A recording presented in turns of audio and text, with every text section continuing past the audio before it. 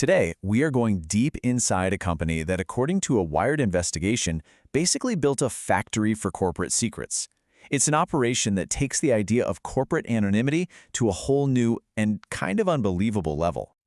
So let me just start with the central puzzle here. It sounds like a riddle, right? How can a person who is completely made up, a ghost, end up being the legal signatory for thousands of actual real-world businesses? That's the mystery we're going to unpack. And our story really kicks off with the company at the very center of all of this, Registered Agents, Inc. So picture this, a totally ordinary, kind of drab office building in Post Falls, Idaho. You'd probably drive right by it. But from inside this one building, a company has apparently engineered a system for almost complete corporate secrecy. It's like a one-stop shop for anyone who wants to make their business virtually untraceable. So you're probably wondering, how in the world do they pull this off? Well, that brings us to the core of their method, something we're calling the phantom signatories. Okay, first, let's get on the same page. A registered agent is a totally normal thing. It's often a legal requirement when you start a business. They're just the official point of contact who receives legal papers for you. It's pretty standard stuff. Now, this standard process already gives a business owner some privacy, but this is where Registered Agents, Inc. allegedly takes a wild turn. They don't just act as a mailbox, they reportedly create an entirely fictional person to sign the legal documents. This adds a second, way more powerful layer of secrecy. So let's meet Riley Park. According to former employees, she's one of the company's star creations. Her name, her signature is on official state documents for tons of companies. But here's the kicker. Riley Park doesn't exist. She's completely fabricated. I mean, just let that sink in for a second. This one, single, made-up name, Riley Park, is legally tied to the creation of nearly 1,500 different companies all across the United States. And Riley Park is just the beginning. The investigation by Wired found over 36,000 businesses linked to just 10 of these phantom names. And former employees, they think the real number is probably way, way higher. So you have to ask, who would even build a system like this? And why? Well, the answer seems to lead back to the company's very secretive founder, a man named Dan Keene. For years, the company's president was listed as a man named Bill Haaver. The company website even had this whole elaborate backstory for him. Growing up on a ranch in Wyoming, being inspired to help the little guy, the whole shebang.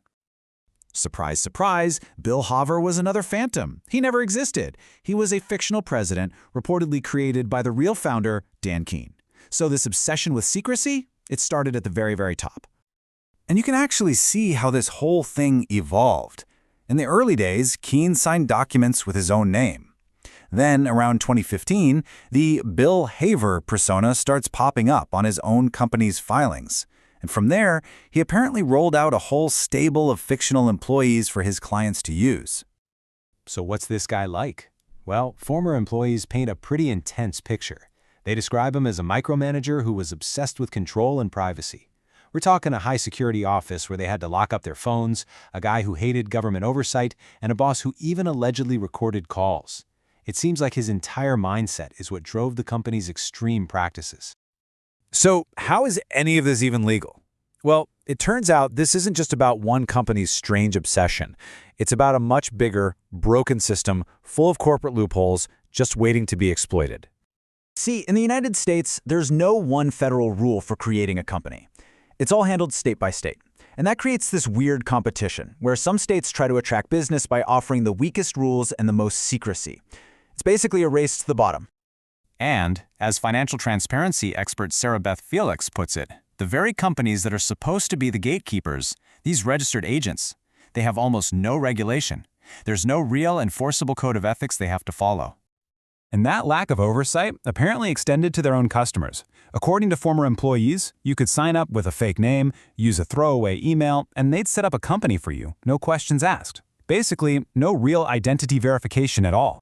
And what this all boils down to is a massive clash between two big ideas: the desire for privacy on one hand and the need for accountability on the other. And this is really why it matters, because this kind of extreme anonymity is a super powerful tool. And sure, maybe some people use it for legitimate reasons, but it's an absolute magnet for people who need to hide what they're doing. We're talking oligarchs, criminals, and really sophisticated online scammers.